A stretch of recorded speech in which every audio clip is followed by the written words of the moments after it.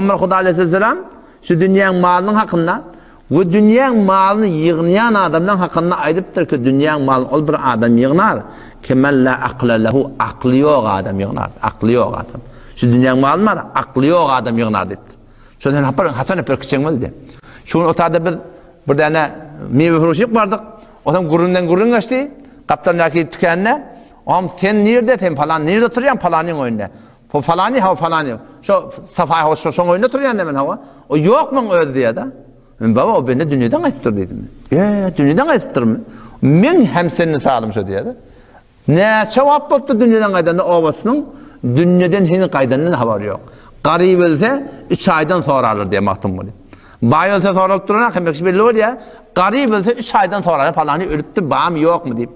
Dünya şuparım bir akıllı adam şu dünyanı üçürmelerde Müslüman doğan. Hayrına sarf etmeli. Oğlun dindar olmaktan sarf etmeli. Arttı mı ödünden Huda için kıyamet için önden iyi vermeli. Ne mi iyi versen ihlaslı Müslüman doğan. Şu bizimki olacak.